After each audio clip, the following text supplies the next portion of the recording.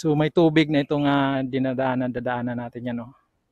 Dahil medyo umuulan at kung titignan natin yung kalangitan, medyo may ulap na, hindi kagaya nung mga nakaraang araw na talagang pangsunugan yung init niya. Yan, medyo maganda na yung pero mainit pa rin.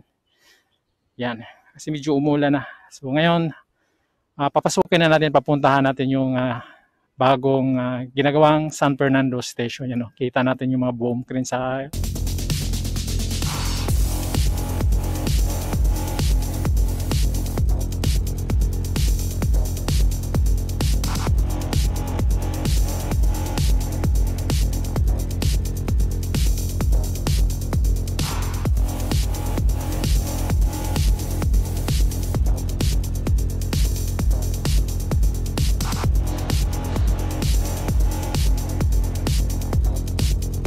Liban sa usapin ng right of way, inapila rin umano ng lungsod na kung maaari ay hindi lamang isang istasyon ang italaga sa San Fernando. Magkaroon tayo ng isang pick and drop lang.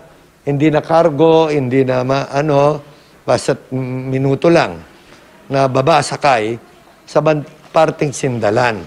Para to decongest dahil kasi ang istasyon ng tren dito, Angeles at Clark na lang.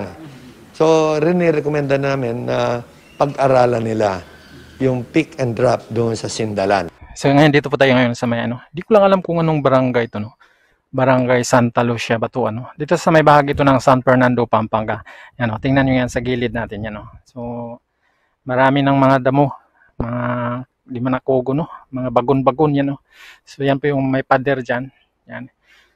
So itong harap natin, yan, nakita nyo. Dyan po tutubo yung mga poste ng pinapagawa yung NACR. At dire-diretso na po yan sa may party ng Santo Tomas. Yan, straightin mo lang yan. So palagi naman natin itong napuntahan. Ngayon, babalikan natin. So mukhang dito pa lang, wala naman ako nakitang mga indication na mayroong pagbabago dito. Ito lang mga medyo dumadami na yung mga puno dito. Kumbaga, natabunan na itong right of way ng PNR dito sa parting ito. Di ko sure kung sakop pa ito ng Santa Lucia or sa may San Fernando, Pampanga dito at yan. So nasa mga siguro 3 o 4 na kilometro dito, yung kung saan sila ay mayroon ng mga bayadak, itong dito dyan sa may bahagi ng Santo Tomas, 4 or mga 5. Distansya dito sa kinatatayuan natin. At ito po yung kung saan makikita natin yung mga poste na tumutubo pag tinatrabaho na nila ito. Ito yan. So dito sa kabila, yan yan kita mo. May mga So dyan sa unahan, mga ilang metro lang, siguro wala pang 1 kilometro. Ayan nakikita na nga natin yung mga poste dyan. So dyan na po yung kasalukuyang ginagawa nilang bagong NACR San Fernando Station.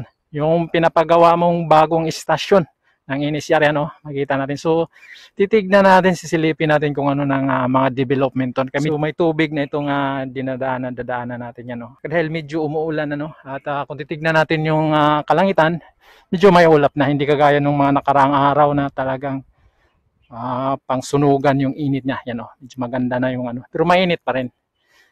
Yan, kasi medyo umulan na. So ngayon, papasukin na natin, papuntahan natin yung bagong ginagawang San Fernando Station. Yan kita natin yung mga boom crane sa taas.